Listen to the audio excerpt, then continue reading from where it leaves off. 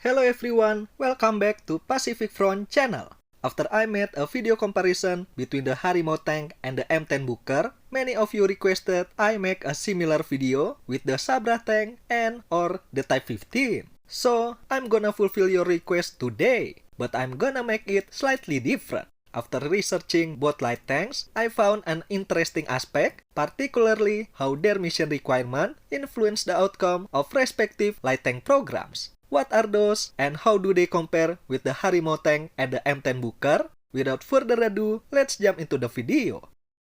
Let's start with the Philippine Sabra light tank. Sabra is the winner of the Philippine Army Light Tank Acquisition Project, part of the Horizon 2 Revised AFP Modernization Program. It was planned as a starting point to re-establish Philippine Army tank capability and to enable them to relearn the operation and use of tanks in different combat situations. According to the Max Defense Record, the discussion of a new tank appeared as early as 2015. However, just like in the case of Indonesia, there was a division of people who supported and opposed it. Those who oppose it argue that the Philippines' geography as an archipelago and the two main islands of Luzon and Mindanao are not tank-friendly. Poor infrastructures like roads and bridges were not designed to accommodate tanks. Also, arguments that say the era of tanks is declining with the introduction of ITGM and cheaper IFVs that are capable of killing tanks are good enough than a tank that is expensive to acquire, maintain, and operate.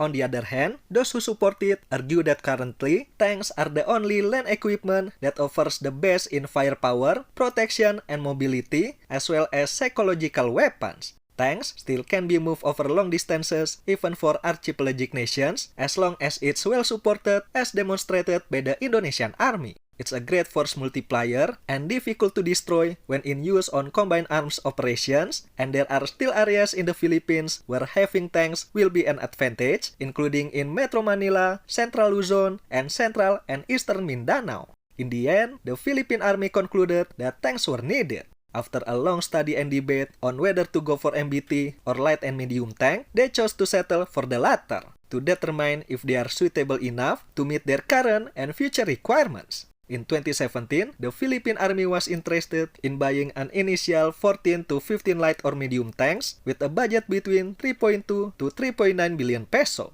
Then in 2019, it was decided that the light tank acquisition project was not only for a track vehicle but also merged with wheeled ones from another project. Many candidates, including Pindad's Harimau tank, competed. But in the end, ASCO 2 and Pandur 2 from Elbit Systems were chosen as the winners. Elbit System Land will deliver 18 Sabra ASCO 2 track tanks, 10 Sabra Pandur 2 wheeled tanks, an armored command vehicle, and an armored recovery vehicle based on ASCO 2. Also as a freebie, the Philippine Army will get 100 rounds of 105mm ammunition, 3 tank transporters, 2 6x6 or 8x8 armored vehicles, and 5 sniper detector systems. This contract is worth 9.48 billion peso or $170 million.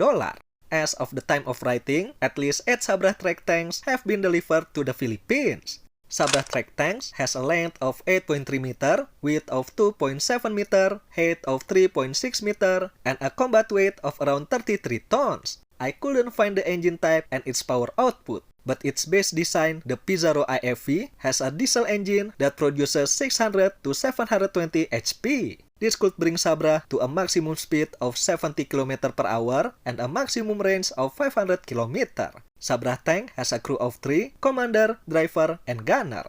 It is equipped with a 105mm low recoil rifle cannon with autoloader and 7.62mm coaxial machine gun. The main gun has an effective range of 3,600 meter and a rate of fire of 6 rounds per minute. 12 rounds can be stored in the autoloader and 24 more in the hull. Sabra tank can fire all standard NATO munitions. All tanks are also equipped with Coaps-L targeting sight for the gunner, L-Lynx SDR communication system, and Torch-X BMS. Moving on to the Type 15, this light tank is the outcome of the PLA's desire for a lighter armored vehicle that can operate in the high-altitude Tibetan Plateau, bounce from island to island, or go to places where MBTs would struggle. The Type 15 development timeline is a bit foggy. However, Chinese citizens repeatedly saw the prototype as early as 2011. The light tank entered service in 2018 and was shown for the first time to the public in 2019. As of 2022, around 500 tanks have been built in total for the Chinese Army and Marines. As China's third-generation light tank meant for operation in high elevation, we can see how its intended tactic influenced its overall design. Political tensions between China and India have risen in the last decade, with both armies increased troops in the border area, leading to several clashes. China and India are separated by the Himalayan mountains, so conflict between them will be conducted in challenging high-altitude terrain, making any large-scale deployment of MBT difficult. This is where its lightweight and ease of transport nature plays to its advantage. The PLA can deploy its armored force twice as fast using the Type 15 with Y-20 cargo plane than deploying the Type 99 MBT with the same mode of transport. Moreover, the Type 15 is equipped with unique features not found in other Chinese tanks. Averaging around 4,500 meters above sea level, the Tibetan Plateau's oxygen level is much lower, which can make humans suffer from hypoxia.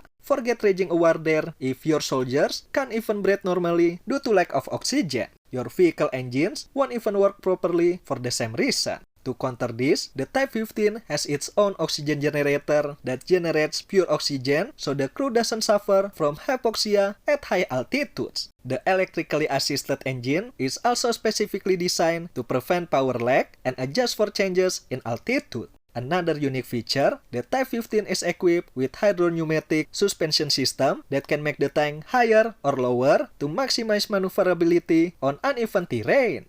The Type 15 has a length of 9.2 meter, width of 3.3 meter, height of 2.5 meter, and weight between 33 to 36 tons. Powered with a 1000 HP diesel engine, it can reach a maximum speed of 70 km per hour and a range of 450 km. The Type 15 has a crew of 3, commander, driver, and gunner. It's equipped with a 105mm rifled cannon with autoloader and a 5.8mm coaxial machine gun. It also has RWS installed on the turret roof, fitted with a 12.7mm machine gun and 35mm AGL. The main gun has an effective range of 3000 meters and can carry a total of 38 rounds. The Type 15 is compatible with all standard NATO munitions. Other standard equipment include CBRN protection, a digital fire control system, a laser rangefinder, C4ISR, and CITV. Additional armor package and APS can be installed depending on mission requirements. Now, let's compare these tanks with the Harimau and the M10 Booker. Dimension-wise, all tanks are more or less similar in size, with the Sabra tank as the tallest due to its original hull as an AAV. Built to operate in extreme high-altitude terrain, the Type 15 packs the strongest engine. According to Army recognition, its power-to-weight ratio is between 27 and 30 HP per ton. For comparison, Harimau MT has a power-to-weight ratio of around 22 HP per ton. 105mm cannon seems like the sweet spot for this class of tanks, with most in our list opted for an autoloader, meanwhile the M10 chose a manual loading system instead. Both have their advantages and disadvantages, although extra crew on the M10 makes its overall weight much heavier than the rest. The Type 15, Harimau, and M10 Booker are equipped with CITV that allows commanders to have 360-degree surveillance on the battlefield without being disturbed by turret motion.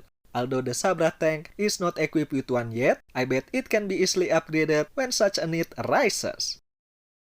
And that's it for today. Two light tanks with two different visions. Sabra light tank was born to strengthen the Philippine Army, rebuilding their tank capability that has long been lost. Meanwhile, the Type 15 was born to fill the PLA need for a lighter tank that could operate in challenging high-altitude terrain like the Tibetan Plateau. What do you think of these light tanks? Let us know in the comment section below. Thank you for watching everyone, and I'll see you in the next one.